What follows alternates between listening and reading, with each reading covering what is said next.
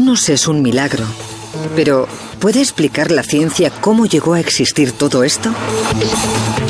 La teoría de la evolución ha sido criticada desde hace 150 años. Según sus detractores, está llena de lagunas que revelan la mano de un creador. ¿Quién está en lo cierto?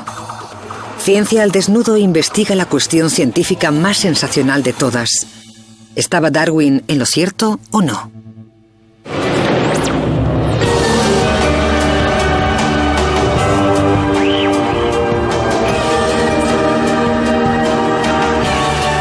Ciencia al Desnudo. Evolución. ¿Se equivocó Darwin? El debate nunca ha sido más intenso. Creo que es una guerra, una verdadera batalla de opiniones mundiales. Creemos que la teoría de la evolución debería estudiarse junto con la teoría de la creación. En esta base de aquí, la creación de Dios es verdadera. Ni la creación ni ningún ser supremo pueden ser tratados en una clase de ciencia. Hay quien cree que la vida en nuestro planeta es tan compleja que la única explicación es decir que detrás de ella hay un creador.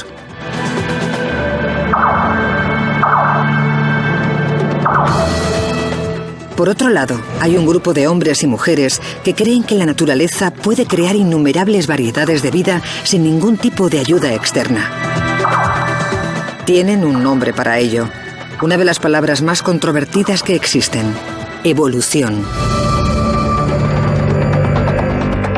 Una sola palabra, una increíble idea y casi totalmente la obra de un hombre, Charles Darwin. La teoría de la evolución tiene su origen en un extraordinario viaje. En 1831, el naturalista y explorador Charles Darwin se embarcó en una expedición de 5 años alrededor del mundo. Durante dicho viaje, recolectó fósiles, plantas y animales. De vuelta en su ciudad natal cercana a Londres, estuvo 22 años dando vida a una teoría sobre el origen de la gran variedad de vida. Ya en la época de Darwin, los científicos sabían que criaturas ya extinguidas habían vagado por el planeta en un pasado lejano. Algunas fueron extrañas y terroríficas bestias muy diferentes a las que hoy pueblan la Tierra. Otras eran más familiares. Animales tan parecidos a los actuales que tenían que estar relacionados. ¿Podían ser los animales y plantas actuales sus descendientes? ¿Podía convertirse una especie en otra con el tiempo? Darwin creía que sí. En 1859 publicó sus ideas en un libro titulado El origen de las especies. La obra conmocionó al mundo. En él, Darwin hacía 3 osadas afirmaciones. Primero, que la vida era antigua y que había existido desde hacía cientos de millones de años. En segundo lugar, que surgió con uno o unos cuantos organismos muy simples que después habían evolucionado y se habían convertido en los millones de especies que existen hoy día. Y tercero, que todo el proceso de creación de nuevas especies estaba impulsado por una fuerza natural que él denominó selección natural. Para los devotos, la ineludible conclusión fue pasmosa. La vida no necesitaba un creador. ¿Pero estaba Darwin en lo cierto? Nosotros vamos a examinar las afirmaciones darwinianas una a una para comprobar si son verdaderas o falsas.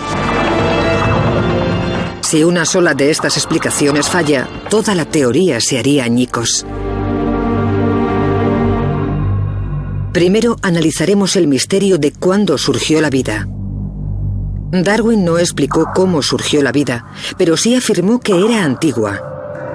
Según él, había existido durante cientos de millones de años. Sin embargo, muchos de sus opositores sostenían que la vida era reciente, que Dios había creado a todos los seres vivos en los últimos 10.000 años. Entonces, ¿quién tenía razón? ¿Cuándo surgió la vida? En el desierto australiano de Australia Occidental, el geólogo Martin van Kranendonk está siguiendo el rastro del fósil más antiguo del mundo. Los fósiles son los restos de seres orgánicos muertos hace mucho tiempo. Los fósiles de esta parte de Australia son lo más parecido que hay a un increíble momento.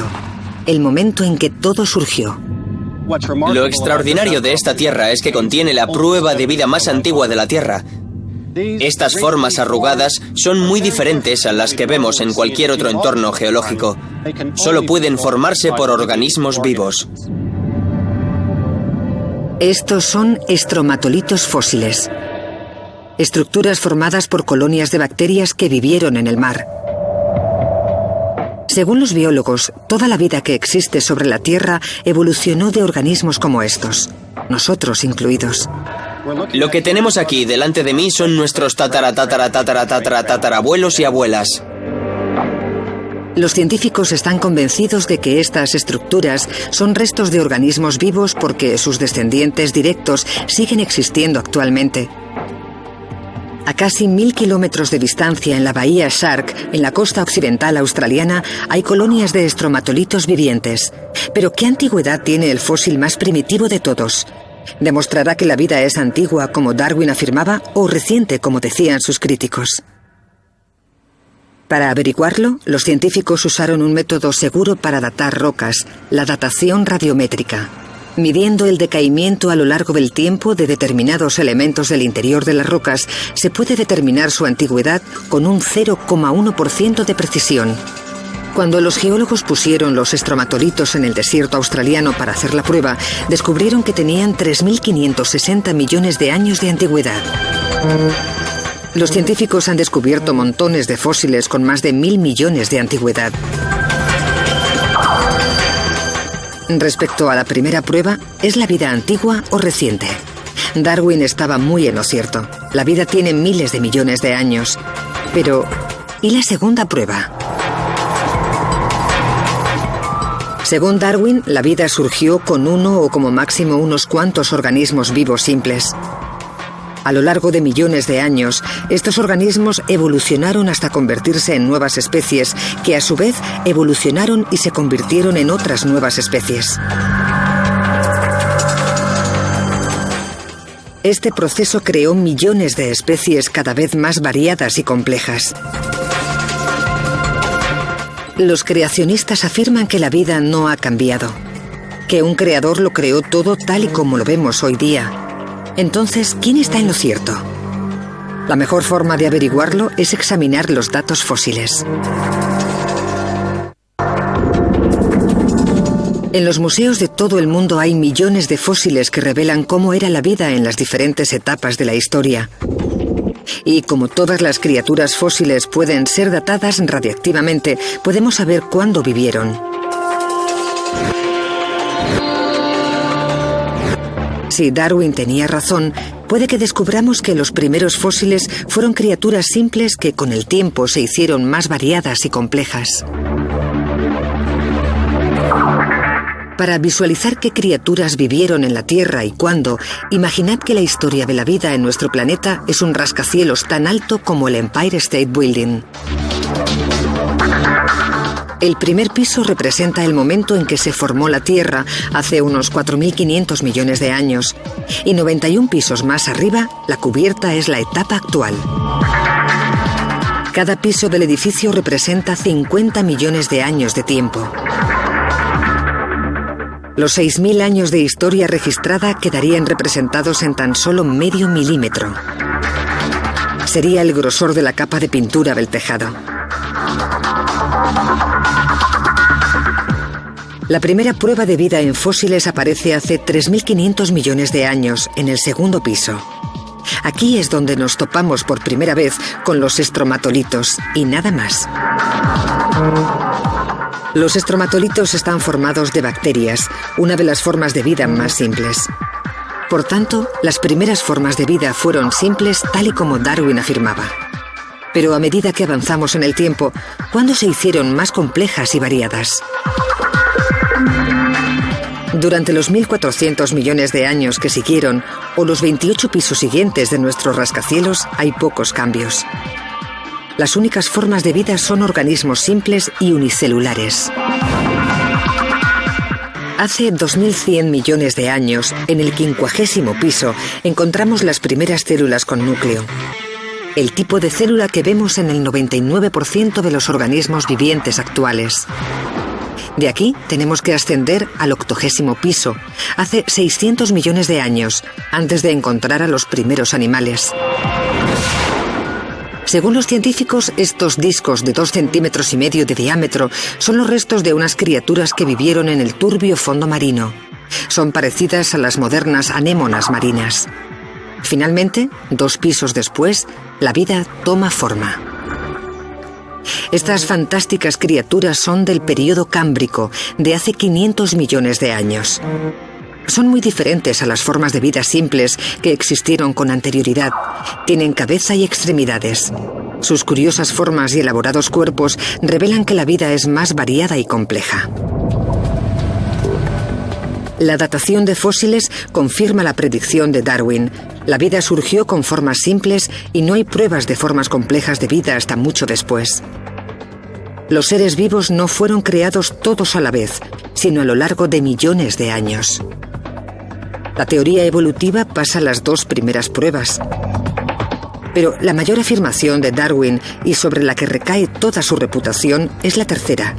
Su explicación sobre cómo la vida se hizo más compleja. Según Darwin, había una fuerza de la naturaleza que creó nuevas especies. La llamó selección natural. Pero, ¿qué es la selección natural? ¿Se pudieron transformar unas cuantas bacterias en las formas de vida complejas actuales?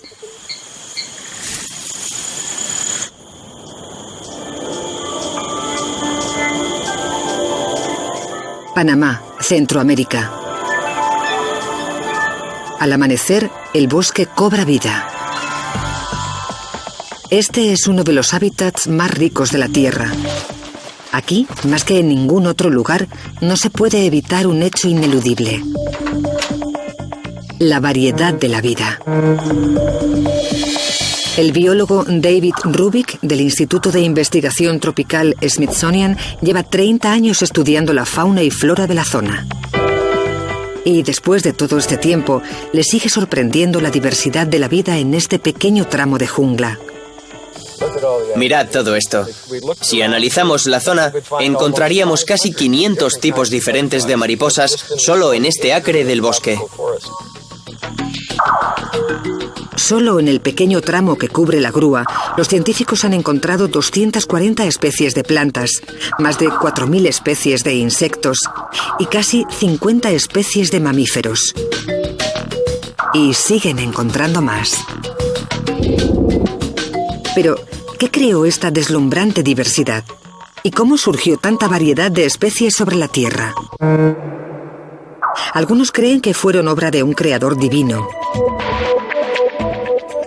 Darwin, por otra parte, afirmaba que evolucionaron de forma natural mediante un proceso que denominó selección natural. Es una de las ideas más impresionantes que jamás se han concebido. Pero, ¿qué es la selección natural y cómo funciona? ¿Cómo una fuerza ciega e indirecta de la naturaleza crea nuevas especies? Darwin vio la respuesta en un insólito lugar: el implacable sacrificio del mundo natural. La naturaleza es brutal. La mayoría de las criaturas que nacen en la Tierra mueren antes de poder reproducirse. Y esto no solo les ocurre a los animales. La mayoría de las plantas mueren jóvenes también. Pero según Darwin, de este espantoso sacrificio surge algo hermoso. Algunos seres tienen características que les hacen más proclives a sobrevivir. Quizás tienen mejor visión o más velocidad para escapar de los depredadores. De cualquier forma, estos seres tienen más posibilidades de vivir lo suficiente para reproducirse. Es la supervivencia del más fuerte. Y principalmente es el más fuerte el que transmite sus rasgos a la siguiente generación.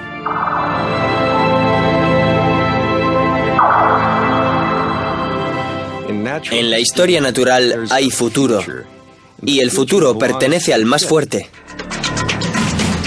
Según Darwin, a lo largo de muchas generaciones, estas pequeñas diferencias podían convertirse en grandes diferencias. Los ojos mejoraban, las piernas también. Finalmente, los cambios eran tan grandes que los convertían en nuevas especies. Esto explica cómo la vida adquiere formas más complejas. Pero ¿cómo se hace más diversa? ¿Cómo una especie se puede convertir en dos? Según Darwin, la respuesta se puede encontrar en el entorno. Imaginad que un grupo de osos pardos abandona su hábitat natural y se dirige al norte del Ártico. En este nuevo entorno, un oso con un pelaje más claro podrá cazar más fácilmente focas y podrá sobrevivir mejor. Los osos de pelaje claro se reproducen y el color del pelaje de la población de los osos termina cambiando. Según los científicos, eso es lo que ocurrió. Poco a poco, una población de osos pardos se convirtió en una de osos polares. Una especie se convirtió en dos. Ese es el gran concepto de Darwin, la evolución por selección natural. Las especies pueden bifurcarse como si fueran ramas de árbol y con el tiempo se convierten en nuevas especies. Es una idea extraordinaria. Pequeños cambios con pequeñas ventajas hacen surgir nuevas especies. Pero, ¿es eso cierto? Según los detractores de Darwin, no. Estos afirman que muchos animales tienen características tan complejas que es imposible que hayan evolucionado. La aerodinámica de las alas de las aves, los latidos de un corazón, la actividad de las neuronas de un cerebro activo. Pero, ¿será todo esto fruto de un diseñador supremo o han evolucionado por la selección natural? Los críticos de la teoría de Darwin centran sus ataques en un órgano en particular. Sostienen que el ojo solo funciona cuando está totalmente formado. Al igual que una cámara, el ojo necesita una lente para enfocar la imagen, un iris para controlar la cantidad de luz que entra y receptores fotográficos para detectar esa luz. Se preguntan, ¿de qué sirve un ojo a medio construir?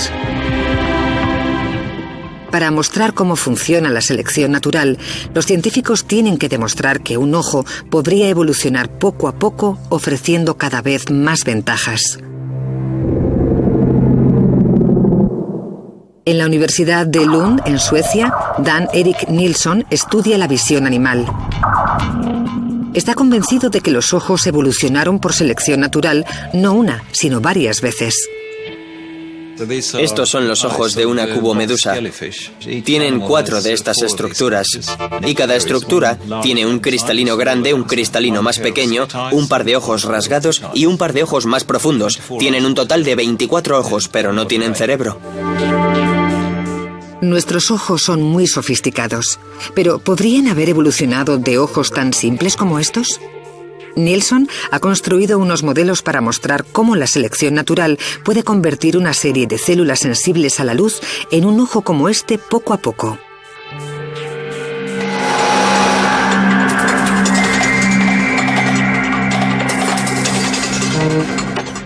Primero nos muestra las primeras fases de la evolución ocular.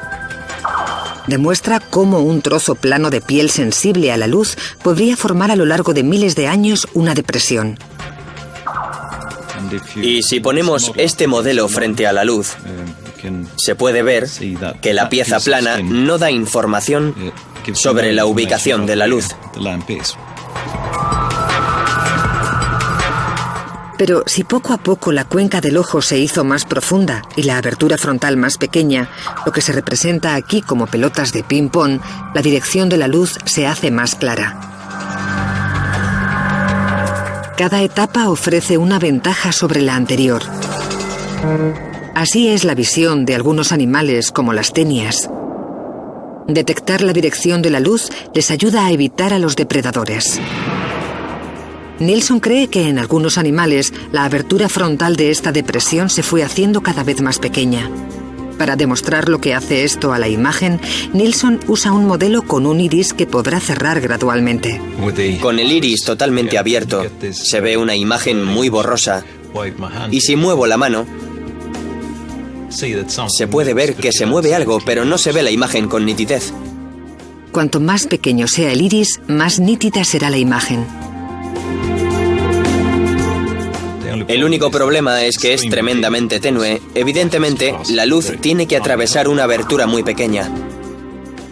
A pesar de este inconveniente, este tipo de pequeña abertura es la que tienen animales como los Nautilus. Pero la mayor mejora llegó cuando la selección natural encontró una manera de enfocar la luz. Nosotros podemos enfocar la luz gracias a este pequeño artilugio que es una lente inflable.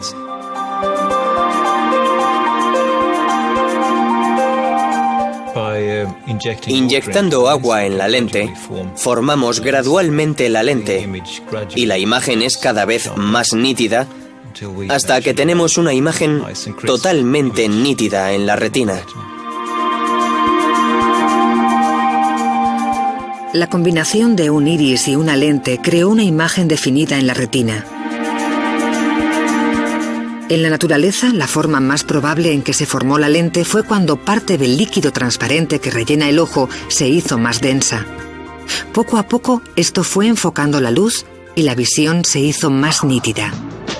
De nuevo, cada etapa ofrece una mejora sobre la anterior. La demostración manifiesta que el ojo podría haber evolucionado por la selección natural, tal y como Darwin afirmaba. En el período cámbrico de la historia, hace 543 millones de años, la habilidad para cazar presas, escapar de depredadores y encontrar pareja impulsaron la rápida evolución del ojo. Y lo mismo ocurrió con otros órganos complejos, desde el aleteo hasta el bombeo del corazón. La demostración de Nilsson indica que la gran idea de Darwin, la selección natural, es teóricamente posible. Pero, ¿es verdadera en la práctica? ¿Qué prueba hay de que la evolución tuvo lugar con estos cambios graduales?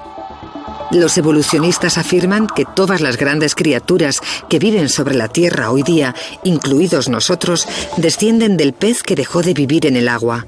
Pero si algunos peces se convirtieron en animales terrestres, ¿dónde está la prueba de ello?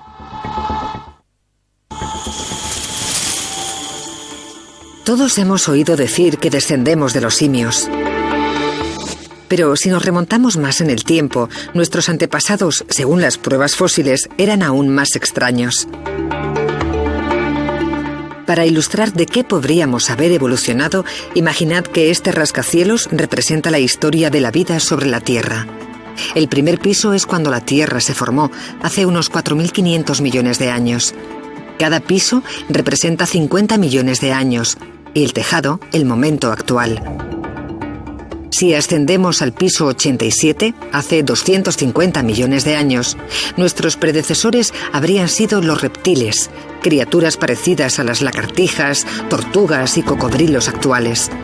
Un piso más abajo, retrocederíamos otros 50 millones de años y habríamos sido anfibios. 2 pisos más abajo, hace 400 millones de años, nuestros antepasados eran peces primitivos que vivían en el mar. Desde una perspectiva más amplia, las pruebas fósiles cuentan una historia extraordinaria de nuestro pasado. Una historia en la que los organismos vivos evolucionaron y se convirtieron gradualmente en nuevas especies. Pero hay un problema. Si los analizamos de cerca, los datos fósiles son imperfectos. Tienen lagunas, eslabones perdidos, que arrojan dudas sobre la teoría de Darwin. Entonces, ¿existen estos fósiles perdidos y no los hemos encontrado todavía? ¿O estaba Darwin equivocado? Cuando Darwin redactó su teoría en 1859, las lagunas de los datos fósiles eran enormes. Se sabía muy poco sobre la evolución humana. No había restos fósiles de homínidos. Los fósiles de aves aparecieron en rocas surgidas de la nada.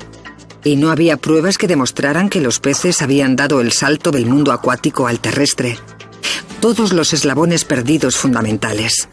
Para que la teoría de Darwin se sostenga, los científicos tienen que encontrar esos eslabones perdidos, los animales transicionales que demuestran que la evolución fue gradual. El cazador de fósiles Neil Subin del Museo Field de la Universidad de Chicago se ha propuesto encontrar el eslabón perdido más importante. El mundo está lleno de cosas desaparecidas. Si no hubiera cosas desaparecidas, nosotros no tendríamos trabajo. Espera encontrar al animal transicional entre el pez y el anfibio que demuestre que la vida surgió del agua.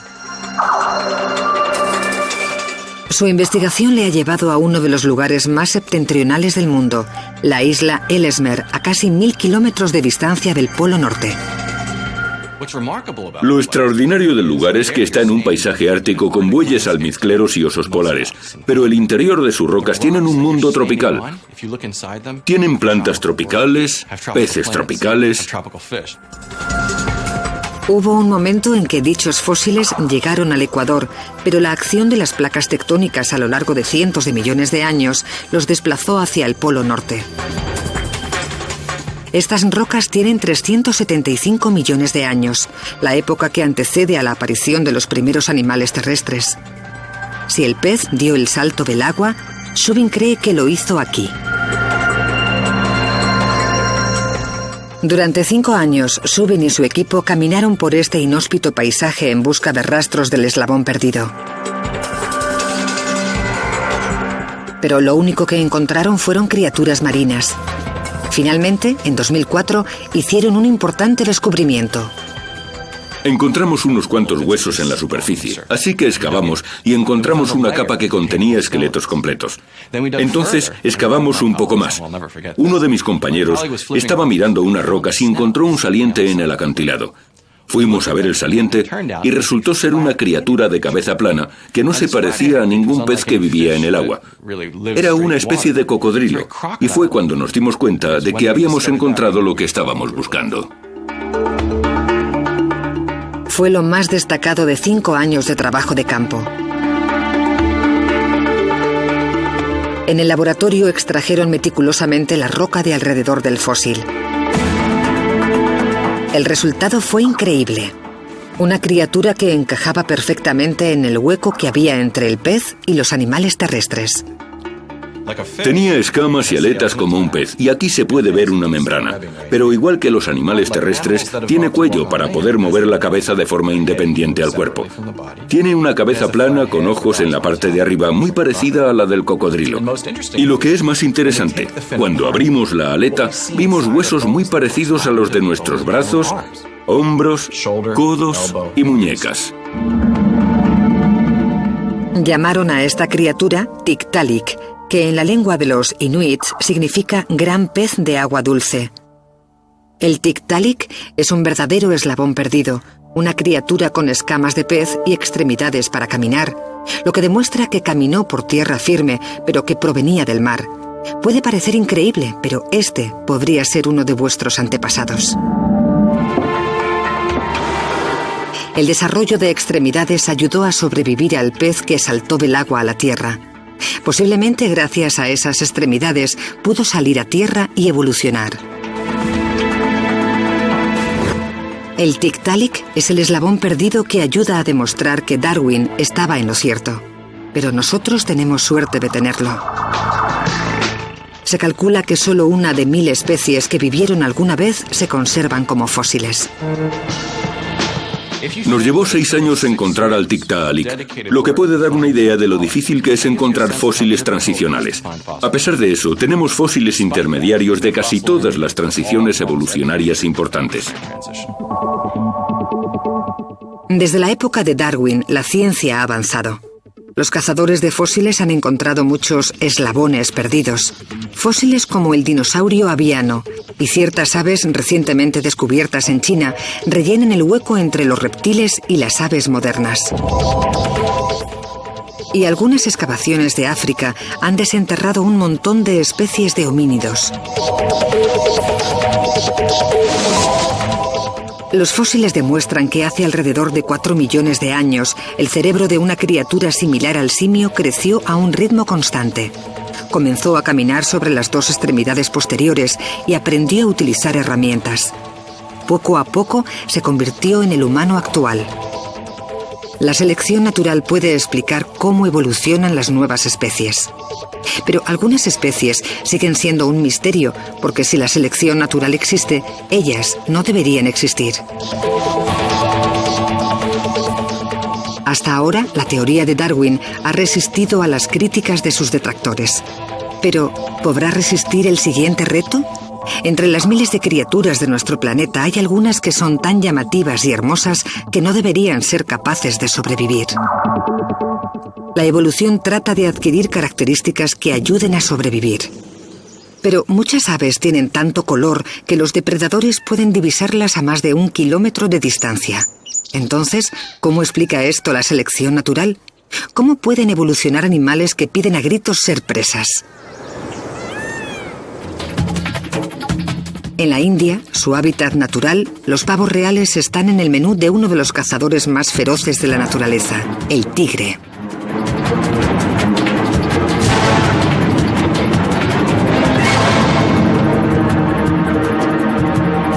Para sobrevivir, lo último que necesita un ave es estar en desventaja. Una cola que le hace visible a los depredadores y que retrasa su escapada. Para los creacionistas, esto es fácil de explicar. Dios los creó de esta manera. Pero para los evolucionistas es un misterio. ¿Cómo puede producir la selección natural unas características que parecen estorbar en vez de ayudar al animal a sobrevivir? Es un problema que amenaza con minar toda la teoría de Darwin. La ecologista comportamental Marion Petrie ha abordado este misterioso fenómeno. Darwin dijo en una ocasión: el simple hecho de ver un tren lleno de pavos reales me pone enfermo, porque no podía comprender cómo algo tan claramente inútil podía haber sobrevivido. Si la supervivencia del más fuerte funcionara, uno pensaría que los pavos reales ya habrían desaparecido. Pero Darwin se dio cuenta de que en la evolución no solo importaba supervivencia, también importaba el sexo.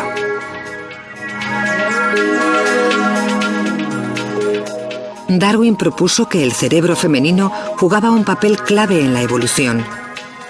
Según él, las hembras preferían machos con plumajes más coloridos y colas más llamativas. Como estos vistosos machos tenían más éxito entre las féminas, tuvieron más descendencia. A lo largo de muchas generaciones, sus llamativos colores se extendieron por su población y, gradualmente, los colores apagados desaparecieron. Durante más de un siglo, nadie investigó si esto era cierto hasta que Petrie decidió abordar el problema. En una granja de pavos reales de Norfolk, Inglaterra, decidió averiguar si las hembras en realidad preferían a los machos de colas más vistosas. Su herramienta de investigación, un par de tijeras. Para convertir a los machos más llamativos en pavos más discretos, les cortó unos 20 trozos de cola. Durante la estación de apareamiento, Petrie y su equipo observaron el éxito que tenían con las chicas los pavos reales recortados y sus rivales intactos. Registramos el éxito de apareamiento de todos los machos y vimos que los pavos reales con colas más llamativas eran los que más se apareaban. Petrie descubrió que un pavo con la cola completa tenía el doble de posibilidades de aparearse que uno con la cola recortada. Darwin estaba en lo cierto. La elección femenina impulsa la evolución de aves de colas grandes y coloridas. Pero el resultado plantea otra cuestión. ¿Por qué las hembras han elegido durante generaciones a los machos con colas grandes y coloridas? La respuesta podría estar en la calidad de sus genes. Solo los machos con los mejores genes son lo suficientemente fuertes como para tener colas enormes y llamativas. La elección femenina explica por qué los machos tienen unos colores tan chillones, tal y como Darwin predijo.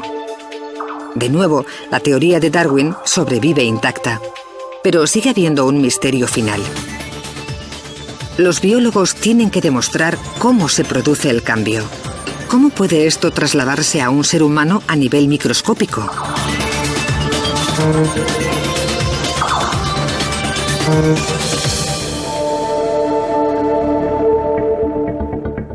De todas las pruebas analizadas hasta ahora, se desprende que Darwin tenía razón. La vida evolucionó.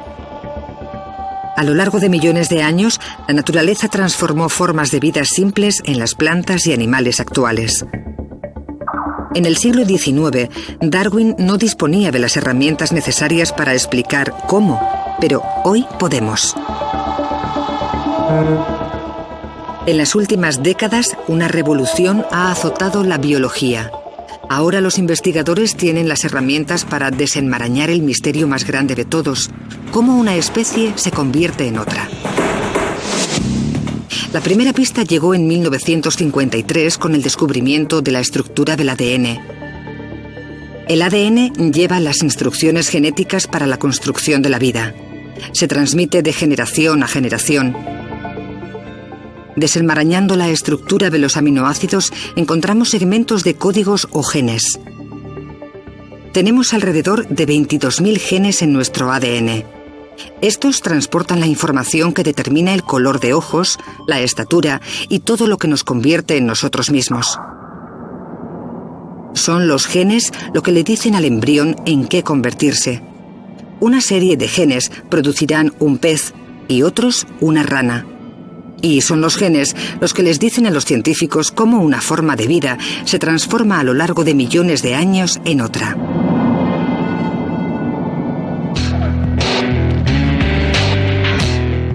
En la Universidad de California, en Berkeley, el profesor Mike Levin y el estudiante de posgrado Brad Davidson han descubierto que el simple cambio de un gen puede suponer un gran salto en el diseño corporal. Están estudiando las ascidias. Es muy humilde. No es gran cosa cuando lo comparamos con la mayoría de los animales, pero en el laboratorio es una estrella. Según los investigadores, la larva de ascidia podría tener un aspecto bastante similar al de nuestros antepasados humanos de hace 550 millones de años. Si están en lo cierto, el corazón humano habría evolucionado de un corazón parecido al de una ascidia. Nuestro corazón tiene 4 cámaras. El de las ranas y serpientes tienen 3 cámaras. El de los peces tienen 2 cámaras. Pues bien, el corazón de la ascidia tiene solo una cámara e incuestionablemente está relacionada con nuestro corazón.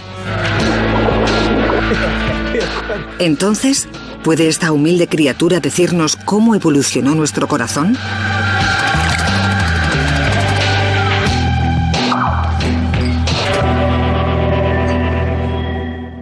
En un puerto cercano a San Francisco, el equipo recoge ascidias para un experimento. En el laboratorio, Davidson extrae y fertiliza los huevos. Después, introduce un bucle de ADN en el embrión en desarrollo. La operación equivaldría a cambiar la actividad de un gen en el ADN de las ascidias. Pero tiene un efecto extraordinario. Bajo el microscopio láser, Levin y Davidson observan las células que formarán el corazón. Tiene lugar una extraordinaria transformación. Si observamos el embrión de una ascidia, tiene partes separadas, tiene células adicionales. Normalmente esas células forman los músculos de la cola. Y lo que hicimos fue convertir esas células musculares en células cardíacas adicionales. En vez de una sola cámara, el corazón de la ascidia tiene ahora 2. Y en este caso hay un corazón grande y bien formado aquí. Y tiene una cámara adicional aquí arriba. Y se pueden ver estas células individuales haciendo este movimiento NS, moviéndose primero por la cámara alargada y luego volviendo por la segunda cámara. No es solo un corazón que parece tener 2 cámaras. Esas 2 cámaras funcionan de verdad. Con un pequeño cambio genético, han convertido un sencillo corazón en otro más complejo, en solo una generación. Cambiar genes en el laboratorio es una cosa. Pero para que exista una evolución, los genes tienen que cambiar por sí solos, por su propia naturaleza. Resulta que todos los animales, incluidos nosotros, tenemos una forma de hacer que esto ocurra. Para pasar instrucciones de vida de una generación a otra, un animal tiene que copiar su ADN. Y siempre que se copia algo, puede haber errores. Pero las enzimas responsables de replicar constantemente ADN no lo hacen con una precisión total, ¿no es así? Es casi como si tuvieran un mecanismo incorporado para cambiar.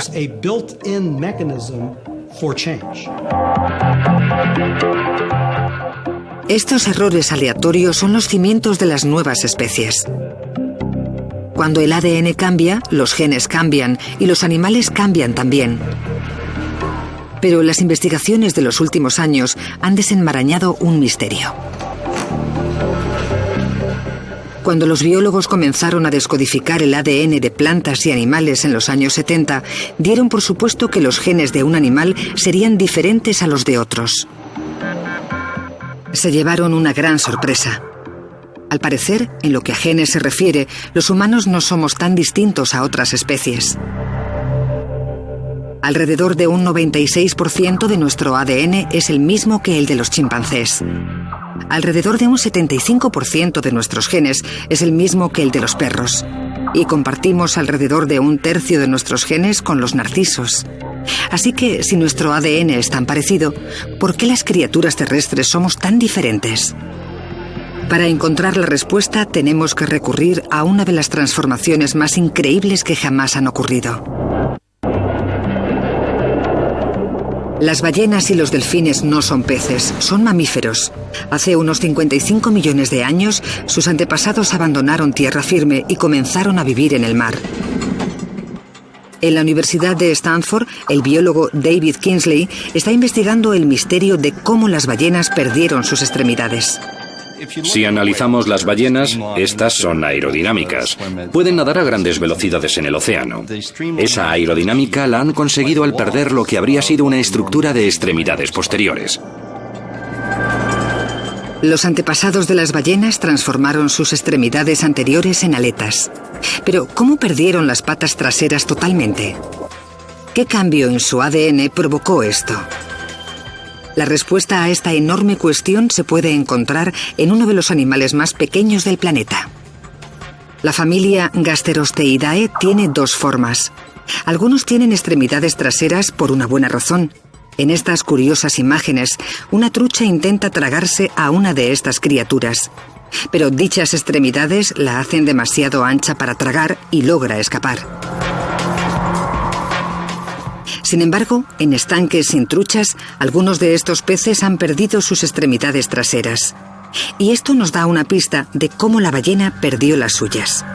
En este laboratorio, Kingsley y su equipo buscan los genes responsables de la desaparición de las extremidades traseras de la familia Gasterosteidae.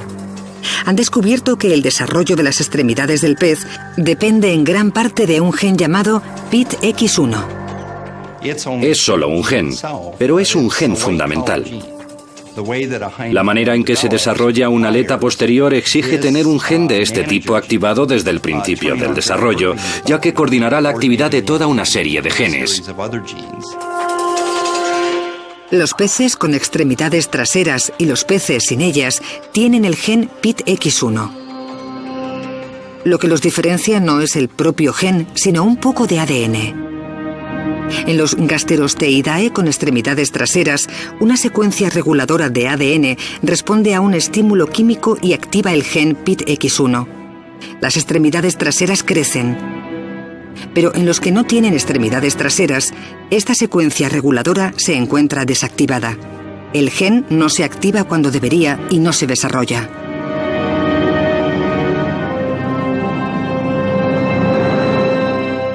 Kingsley y su equipo creen que lo que les ocurrió a la familia Gasterosteidae es lo mismo que les ocurrió a las ballenas.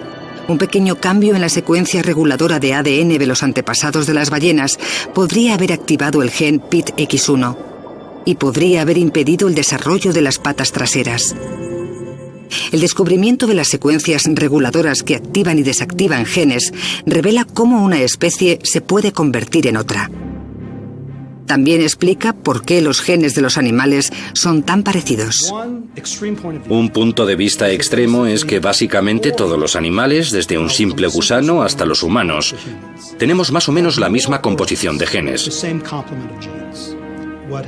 Lo que hizo que todos los grupos de animales fueran tan diferentes entre sí fue que los genes se desplegaran de maneras diferentes. La nueva ciencia de la genética demuestra que la evolución puede producirse más rápida y fácilmente que lo que se pensaba. Durante más de 140 años, la gente ha atacado la teoría de Darwin. Pero analizando las pruebas, las críticas no se sostienen. Una a una, la ciencia ha demostrado que son falsas. Las pruebas son tan abrumadoras que los expertos consideran la teoría como probada.